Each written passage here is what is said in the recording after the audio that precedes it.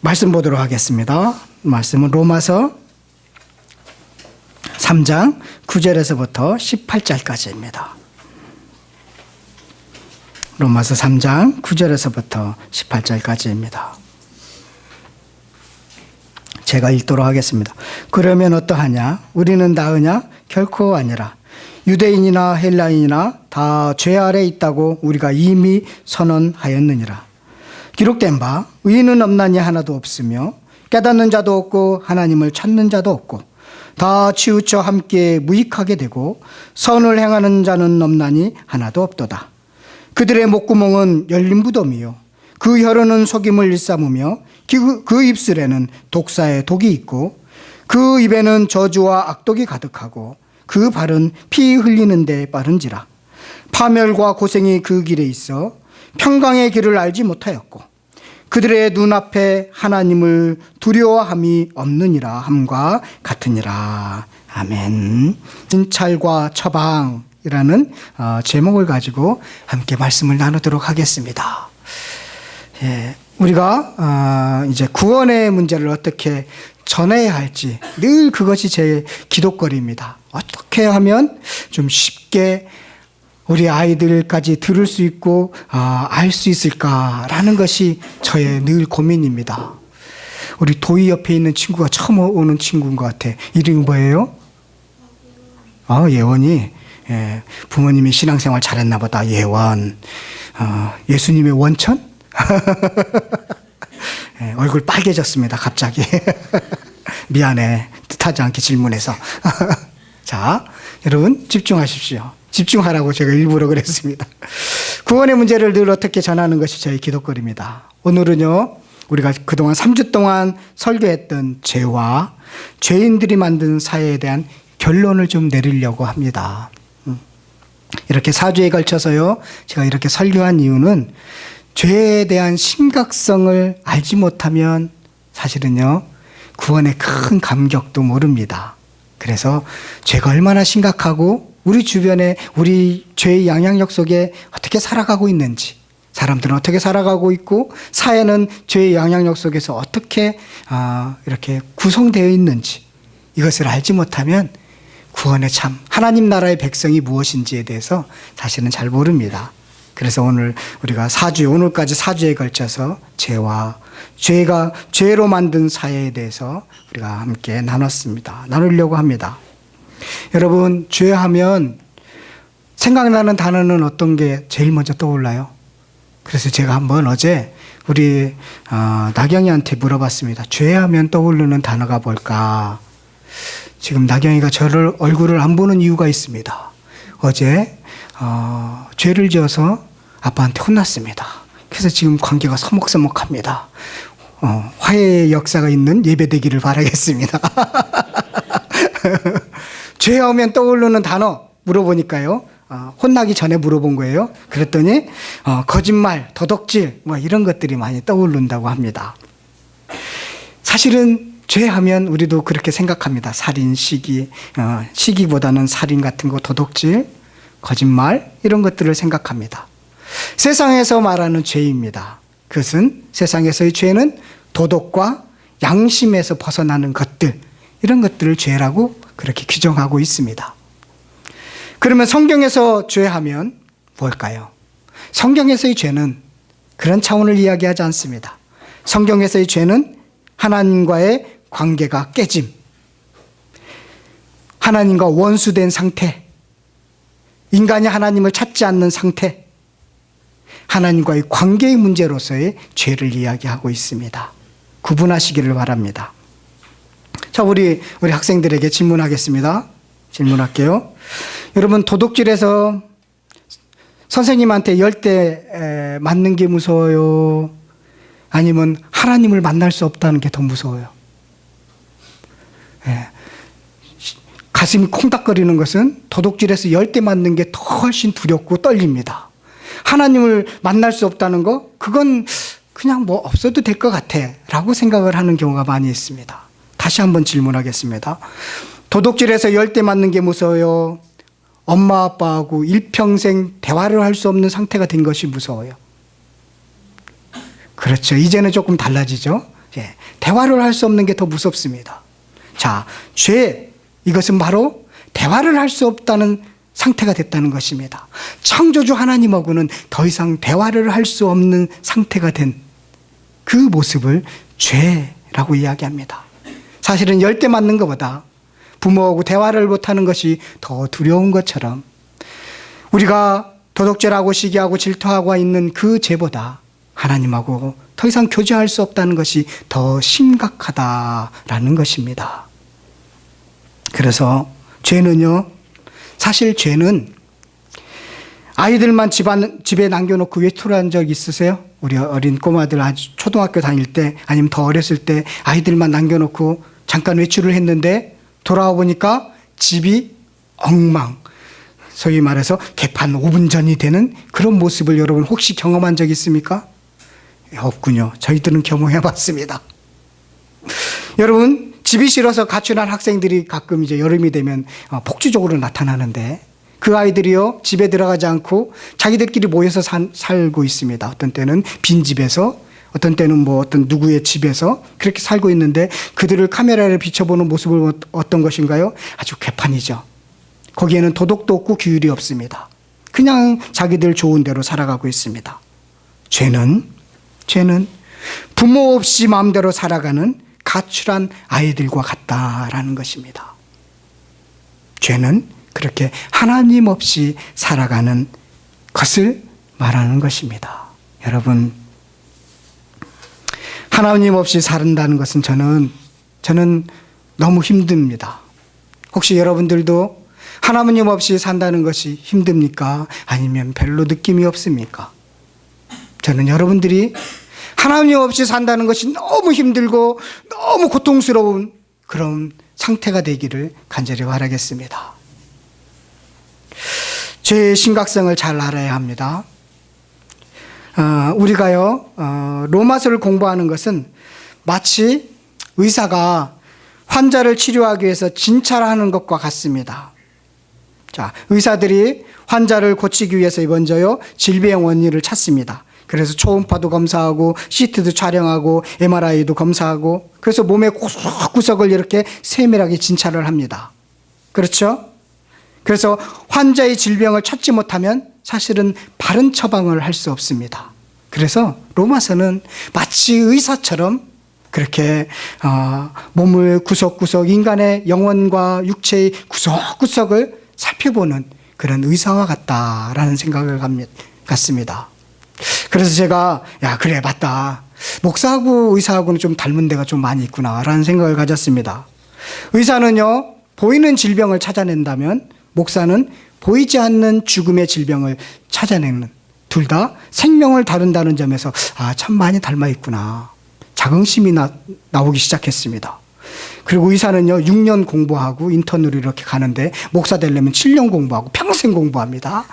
그래서 아이고 엄청난 자긍심이 있구나. 이것처럼 좋은 게 없구나 라는 생각을 가졌습니다. 여러분들 자녀들 의사 시키기보다는 목사 시키시기를 바라겠습니다.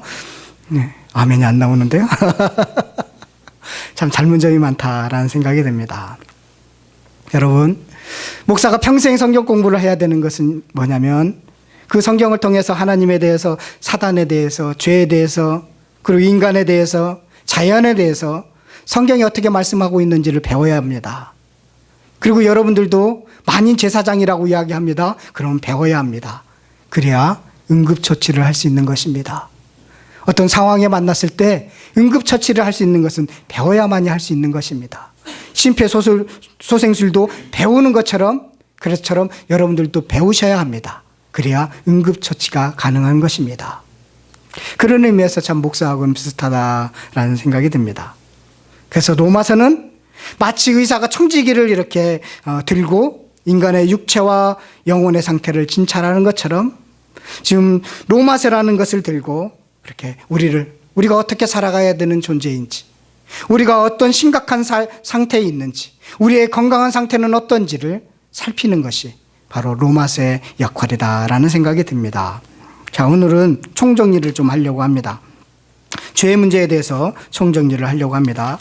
로마서는요, 이렇게 돼 있어요. 1장 1절에서부터 17절까지는 서론이에요. 그냥 인사, 이렇게 편지니까 인사를 하고, 본격적으로 본론은 1장 18절에서부터 15장까지가 본론입니다. 본론이고요. 결론은 16장 안부를 묻는, 누구 잘 있었냐 뭐 이런 안부를 묻는 그 결론으로 되어 있습니다. 이 본론이 아주 많은 양을 차지하는데, 거기에서 1장 18절에서부터 11장까지는 이론에 대해서 이야기를 하고 있고, 이론. 그리고 12장부터 15장까지는 이론을 배웠으면 어떻게 살 것인가에 대한 실천 부분으로 이렇게 구분되어 있습니다. 거기에서 우리가 지금 아주 본론 부분에서도 중요한 부분을 다뤘습니다. 1장 18절에서부터 오늘 본문까지 3장 19절, 18절까지는 어떤 문제를 다루고 있느냐면 죄의 문제를 다루고 있습니다. 죄의 문제를 다루면서 사실은 6장 23절에서 여기서도 결론을 맺고 있지만 6장 23절에 보면 죄의 싹은 사망이요라고 결론을 좀 내리고 있습니다. 죄의 문제를 다루고 있습니다. 자, 그러니까 사실은 21절에 보면 그런 다음에 21절 이후부터 처방을 하고 있는 것입니다. 21절 보면 이제는 3장 21절에 보면 이제는 이라는 것이 나오죠. 그 앞에 그러나라고 쓰셔야 됩니다. 그러나 이제는 구원의 방법이 있다. 처방이 있습니다. 사망에서 벗어날 수 있는 길이 있습니다. 인간 스스로는 안 되지만, 인간의 노력으로는 안 되지만, 그러나 사망에서 벗어날 수 있는 유일한 방법이 있습니다. 예수 그리스도를 통해서, 그 길을 통해서만 유일하게 사망에서 생명으로 옮겨질 수 있습니다. 라는 것을 21절에서부터 시작되는 것입니다. 자, 아셨죠? 큰 가닥을 좀 잡으시고요. 오늘은 아이들을 위해서보다는 좀 어른들을 위해서 좀 오늘 포커스를 좀 맞췄습니다. 자, 1장 17절로 한번 정리를 하면서 오늘 결론을 맺을 건데, 1장 18절에 가보면, 1장 18절에 보면 하나님의 진노, 인간은 죄인이기 때문에 하나님의 진노를 받는다는 것입니다. 심판을 받는다는 것입니다. 그러면 왜 그들이 진노의 대상인데 어떻게 살아가고 있는지를 보여주고 있습니다. 보여주고 있는데 24절을 보면, 중요한 부분이다. 24절을 보니까 그러므로 하나님께서 그들의 마음의 정욕대로 더러움에 내버려 두사 그들의 몸을 서로 욕되게 하게 하셨으니, 자, 그 전에 이렇게 되는 원인이 있는데 그 원인은 23절입니다. 자, 썩어지지 아니하는 하나님의 영광을 썩어질 사람과 새와 짐승과 기어다니는 동물 모양의 우상으로 바꾸었느니라. 자, 하나님의 없는 세상에서 만들어내는 것은 우상숭배. 하나님의 자리에 썩어질 것을 옮겨놓는다는 것입니다. 그때는 형상이었다면 지금 대부분의 우상을, 자본주의 사회에서는 그 우상을 자본이라고 이야기합니다. 여러분, 하나님보다 돈이 힘 있다고 생각하는 것은 우상으로 지금 섬기고 있는 것입니다. 자, 그렇게 우상을 만든다는 것입니다. 하나님을 섬기기보다는 우상을 섬기는 마음을 갖게 되고 사회가 이루어진다는 것입니다. 그런 다음에 그렇게 내버려 두면 어떻게 되느냐면 성적으로 타락한다는 것입니다. 돈이 우선인 사회, 돈이 전부인 사람들이 나타나는 모습은요, 허무주의에 빠지고 쾌락에 빠지게 되어 있습니다. 그리고 어떤 사람들은 이 허물을 어떻게 채울까 해서 권력적으로 지향하는 사람들이 있습니다. 다 그것이 죄로 만들어내는 모양입니다. 권력을 추구한다든가 쾌락을 추구한다든가 허무주의에 빠진다는 거 다 그런 어떤 우상을 섬기는 사람들의 인생이라는 것입니다. 여러분들 그런 이야기 하지 않습니까? 아이고, 해보니까 허무하네. 올라가 보니까 별거 아니네. 이런 이야기 하지 않습니까? 그렇게 빠져버린다는 것입니다. 그 사람들의 대표적인 문제는 성적으로 빠지는데 그 성적인 문제를 말씀하고 있는데, 자, 26절을 보겠습니다. 이 때문에 하나님께서 그들을 부끄러운 욕심에 내버려 두셨으니 곧 그들의 여자들도 순리대로 쓸 것을 바꾸어 영리로 쓰며, 여자와 그와 같이 남자들도 순리대로 여자를 쓰기를 버리고 서로 향하여 음욕이 불일 듯하며 하매 남자가 남자와 더불어 부끄러운 일을 행하여 그들의 그릇됨을 상당한 보응을 그들 자신이 받았느니라. 자, 뭐냐면 가장 성적으로 타락한 최악의 상태는 동성애입니다. 그래서 동성애만 기록하고 있지, 나머지는 동성애 정도 갈 정도면 나머지는 성적인 얘기는 할 필요도 없다는 것입니다. 나머지 타락하는 건 여러분 불륜 이런 건 더 이상 얘기할 필요 없는, 그건 이미 지나갔다는 것입니다. 가장 최악의 상태의 성적인 타락의 상태는 동성애라는 것입니다. 동성애 사회가 됐다면 나머지 사회, 부부관계 사회나 어떤 남녀의 관계 사회는 이미 더 이상 이야기할 필요가 없는 사회가 되었다는 것입니다.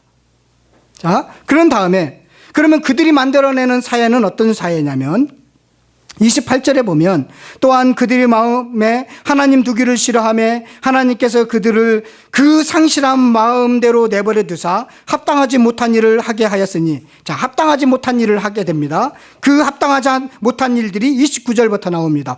곧 모든 불의, 추악, 탐욕, 악의가 가득한 자요, 시기, 살인, 분쟁, 시기, 악독이 가득한 자요, 수군수군하는 자요, 비방하는 자요, 하나님께서 미워하시는 자요, 능욕하는 자요, 교만한 자요, 자랑하는 자요, 악을 도모하는 자요, 부모를 거역하는 자요, 우매한 자요, 배약하는 자요, 무정한 자요, 무자비한 자라.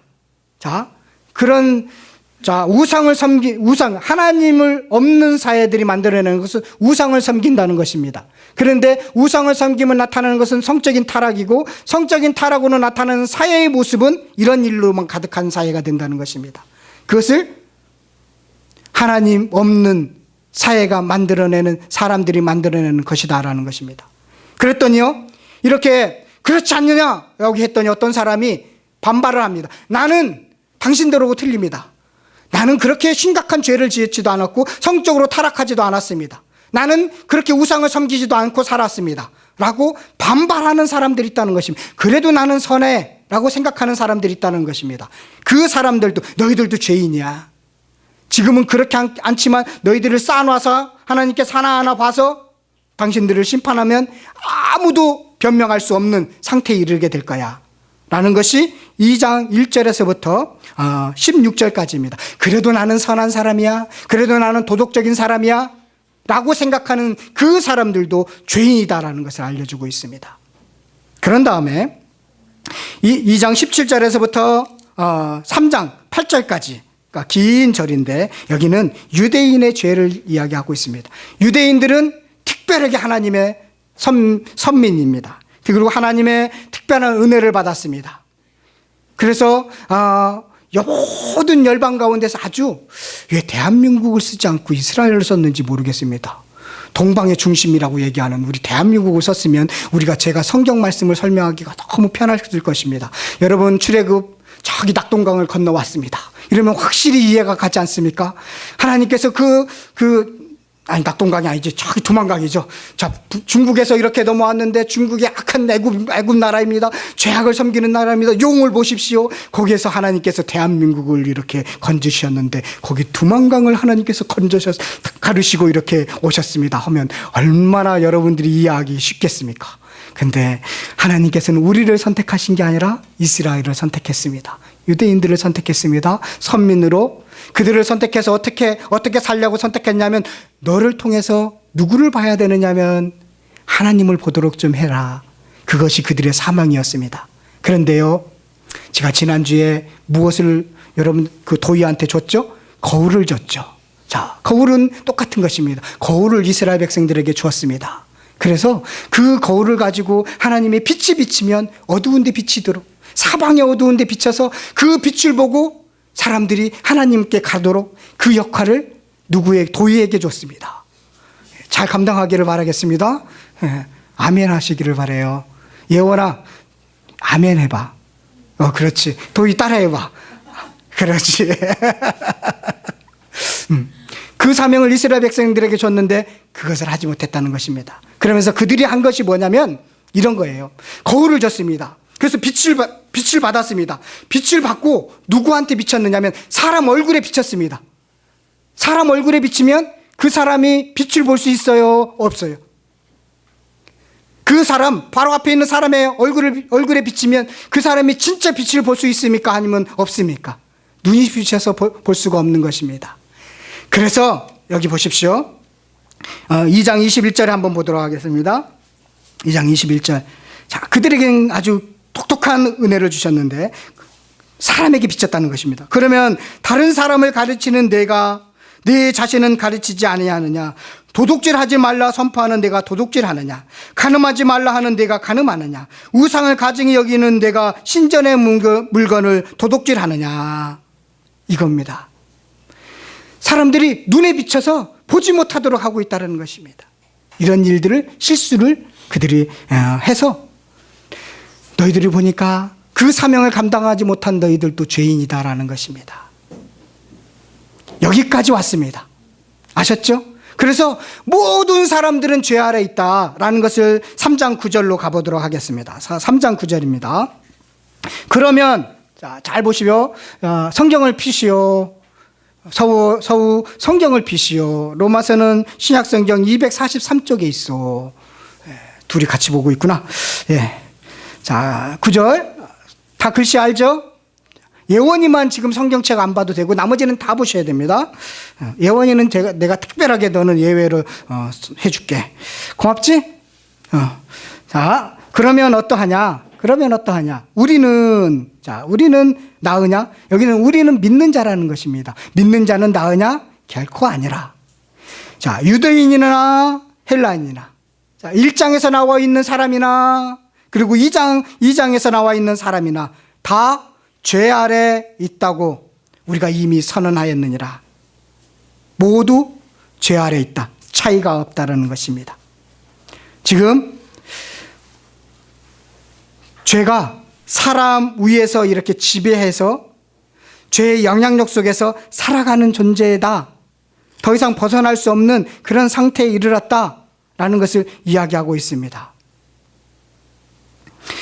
죄 아래 죄의 영향력, 죄의 권세에 사로잡혀 있다. 그렇게 결론을 내리고 있다. 말하자면 죄의 종노릇을 하고 있다는 것입니다. 죄의 똘마니가 된다는 것입니다. 아셨죠? 죄가 시키는 대로 그 일만 하고 있는 것입니다. 이것이 모두 죄 아래 있다라고 선언하고 있습니다. 의로운 일을 하고 싶은데 자꾸 죄가 시키는 일을 하게 되는 상태, 이것을 이야기하고 있습니다. 내가 바르게 살아야 되는데 그런데 더 쉬운 길이 있습니다. 그 길로 자꾸 가려고 하는 그런 상태에 놓여 있다라는 것입니다. 자, 그러면서 기록된 바 10절입니다. 의인은 없나니 하나도 없으며 깨닫는 자도 없고 하나님을 찾는 자도 없고. 자, 10절 보니까 의인이 하나도 없다는 것입니다. 의인이 없다는 것은 구원받은 사람이 하나도 없다는 것입니다. 의인이라는 것은 구원과 연결하는 것입니다. 하나님과 교제할 수 있는 상태에 됐다는 것입니다. 의인이라는 것은. 그래서 어떤 스스로 인간의 노력으로 율법으로는 스스로 유인이 된 사람이 하나도 없다라고 결론을 내리고 있습니다. 그리고 어떻게 결론을 내리냐면 깨닫는 자도 없고 하나님을 찾는 자도 없고 다 치우쳐 함께 무익하게 되고 선을 행하는 자는 없나니 하나도 없다. 이런 상태에 됐다. 하나님을 찾을 능력이 없는 사람이다. 그리고 하나님을 찾을 수 있는 어떤 선을 쌓은 적도 없다 라는 결론을 내리고 있습니다. 여기서요 12절에 볼 때 다 치우쳐 함께 무익하게 못쓰게 되었고 선을 행하는 자는 하나도 없다. 이 선은 두 가지 선이 있습니다. 도덕적인 선이 있고 영적인 선이 있습니다. 여러분, 도덕적인 선은 많은 사람들이 그렇게 하고 있습니다. 도덕적으로 선을 행하고 있습니다. 뭐 다른 사람들에게 좋은 일들을 하고 이렇게 베풀고 이런 선들을 하고 있습니다. 여기에서의 선은 어떤 선이냐면 영적인 선입니다. 영적인 선은 뭐냐면 하나님이 보실 때 선이 없다는 것입니다. 하나님을 찾는 것이 없다는 것입니다. 그것이 영적인 선이 없다라고 이야기를 하고 있습니다. 하나님을 경외하는 선, 하나님을 깨닫고 감사하는 이런 선, 그런 선이 없는 상태라고 말씀하고 있는 것입니다. 자, 이처럼 10절에서부터 12절까지는 인간의 완전한 무능력에 대해서, 아무것도 할 수 없는 무능력에 대해서 이야기하고 있습니다. 그 다음에 13절에 보면요, 인간이 얼마나 부패했는지를 다시 결론적으로 아주 짧게 이제 요약해서 결론을 맺고 있다고 보시면 돼요. 9절에서부터 18절이 지금 1장 18절부터 해왔던 이야기를 결론 맺고 있구나라는 것을 생각하시고, 13절에 보면 그들의 목구멍, 사람들의 목구멍은요 열린 무덤이요, 무덤과 같다는 것입니다. 여기서 우리가 좀 알아야 될 것은, 열린 무덤이요 그러면 잘 이해가 안 가죠. 이스라엘은 무덤이요 동굴을 이렇게 파갔고요, 동굴에다가 이렇게 가족묘를 하고 있습니다. 할아버지, 아버지, 뭐 손자, 고조 할아버지 이렇게 쭉 해갖고요, 동굴 이렇게 쭉 한 다음에 이렇게 돌로 이렇게 막았습니다. 돌로 막았습니다. 그래서 이 돌을 열으면 시체 썩은 내가 나는 것입니다. 이 동굴의 모양을 열린 무덤과 같다 이렇게 표현하고 있는 것입니다. 입을 열으면 마치 목구멍이 속에 있는 것들이 썩은 게 있으면 입을 열면 입냄새가 나죠. 그렇죠?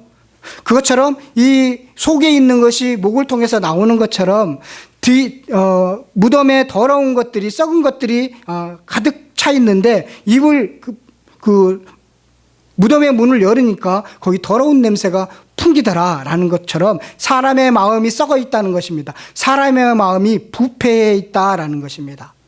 겉으로 보기에는 온전한 것 같습니다. 겉으로 보기에는 아무 문제가 없는 것 같습니다. 그런데 사람의 마음은 부패해 있다라고 이야기하고 있는 것입니다. 부패한 인간의 모습을 말씀하고 있는 것입니다.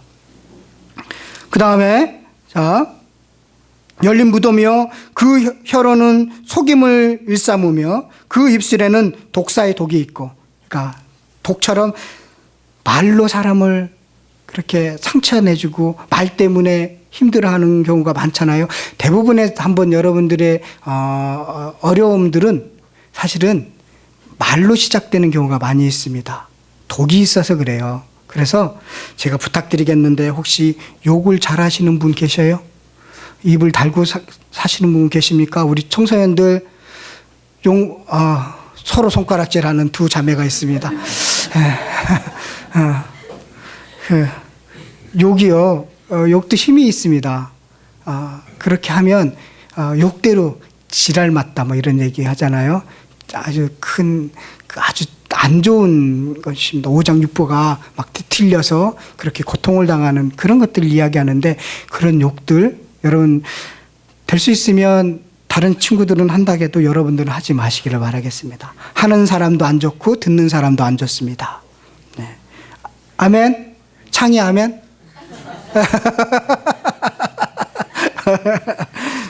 지금 순간적으로 욕 나올 뻔했습니다. 자, 입술에 독이 있다는 것입니다. 그리고 그 입에는 저주와 악독이 가득하고 그 발은 피 흘리는 데 빠른지라. 인간의 부패함을 정리해주고 있습니다. 그 인간의 부패함의 아주 핵심이 어디냐면 입술이라는 것입니다. 그렇죠? 그래서 입술이 부패하면, 입술이 부패했다는 것은 마음이, 심령이 부패했다는 것입니다. 심령이 부패한 것이 입술을 통해서 나오기 때문에 그렇습니다. 그래서 선한 말을 많이 하는 것은 그 사람의 속이 부패하지 않았다라는 것입니다. 여러분들 어떤 말을 자주 사용하고 있는지 오늘 집에 가서 한번 잘 생각하시기를 바라겠습니다.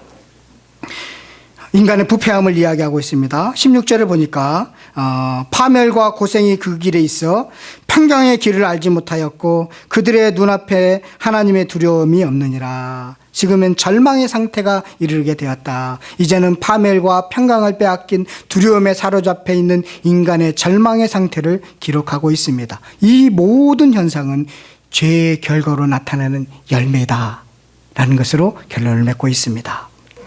여러분, 이만큼 죄가 심각한 것입니다. 죄의 심각성을 여러분 마음속 깊이 한번 꼭 체험하시기를 바라겠습니다. 하나님이 없는 사회가 만들어내는 것이 이렇게 부패한 것이다라는 것을 좀 실감하시기를 바라겠습니다. 그러나 21절, 그러나 다른 길이 있다는 것입니다. 기가 막힌 절입니다. 그래서 21절은 3장 21절을 다 같이 한번 읽어보도록 하겠습니다. 함께 읽겠습니다. 시작.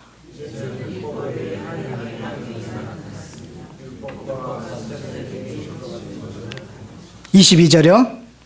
예수 그리스도를 믿음으로 말미암아 모든 믿는 자에게 미치는 하나님의 의인이 차별이 없느니라. 그래서 모든 사람이 죄를 범하였음에 하나님의 영광이 이르지 못하였는데 이제는 속량을 받아서 우리는 하나님의 영광이 하나님의 전에 하나님의 임재 속으로 들어가게 되었습니다 라는 것입니다. 여러분, 많은 사람들이 스스로 이 구원을 이루려고 하고 있습니다. 그러나 사람의 힘으로는 구원을 이룰 수 없다는 것이 성경의 말씀의 가르침입니다. 우리 결론적으로 좀 맺으면 에베소서로 가보도록 하겠습니다. 에베소서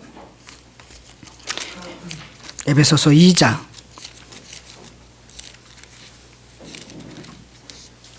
8절 9절 시작. 너희는 그 은혜에 의하여 믿음으로 말미암아 구원을 받았으니 이것은 너희에게서 난 것이요 하나님의 선물이라. 향해서 난 것이 아니니 이는 누구든지 자랑하지 못하게 하나니. 자, 은혜로서 구원을 받았다는 것입니다.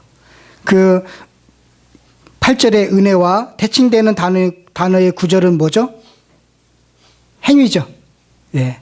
그러니까 8절의 은혜, by grace, 9절의 행위는 뭐냐면 not by work입니다. 행동으로서 율법으로서는 안 된다는 것입니다. 믿음의 대칭어 행위가 아니라 은혜의 대칭어가 행위입니다. 자, 우리의 구원은요, 우리의 노력으로는 하나님을 만날 수가 없었습니다. 저와 여러분들이나 누구나 하나님께 나갈 수 없었습니다. 누구를 통해서만 하나님 앞에 나갈 수 있었느냐면 예수 그리스도를 통해서 하나님께 이제는 나가게 되었다는 것입니다. 내가 노력으로서, 내가 선해서, 내가 많은 사람들에게 사랑을 베풀어서 하나님 앞에 나갈 수 있는 게 아니라 하나님의 은혜 때문에, 하나님의 은혜로 인해서 하나님께 나갈 수 있다는 것입니다. 이것이 성경적인 가르침입니다. 그래서 은혜로 구원을 받은 것입니다. 은혜로 받았기 때문에 자랑할 게 없는 것입니다. 행위로 받았으면 자랑할 게 많죠. 그러나 은혜로 받았기 때문에 자랑할 것이 없다라는 것입니다. 여러분, 이 은혜로 여러분들이 얻은 게 뭐냐면 생명입니다. 이 은혜로 받은 것이 생명인 것입니다. 그래서 죄를 대해서 지금까지 제가 여러분들에게 아주 심각하게 이야기한 것은 진찰을 통해서 바른 진단이 나와야 고칠 수 있고, 고친 이후에 무엇을 하면서 살아야 하는지를 분명해지기 때문에 그렇습니다. 우리는 하나님과 교제를 나누며 하나님을 알리고 찬양하고 이웃들과 자연과 화목하면서 살도록 그렇게 새 생명을 얻은 자들입니다. 그런 삶을 여러분들이 꼭 사시기를 바라겠습니다. 우리 로마서 한 번 더 가도록 하겠습니다. 로마서 이제 좀 지루해진가 봅니다. 우리 학생들이 몸을 슬슬 뒤틀기 시작했습니다. 6장 14절. 자, 우리는 이제 구원받은 우리는 어떤 사람이냐면 죄가 뭐라고요? 너희를 주장하지 못하나니. 죄가 너희를 주장하지 못하리니 이는 너희가 법 아래 있지 아니하고 어디 아래 있다고요? 은혜 아래 있음이니라. 그러면 이제 죄가 우리를 주장하지 못하는 그런 사람이라면 어떤 삶을 살아야 되느냐면 12장 7절로 한번 가보도록 하겠습니다. 12장 7절 17절입니다. 17절 12장 17절 함께 읽겠습니다. 시작.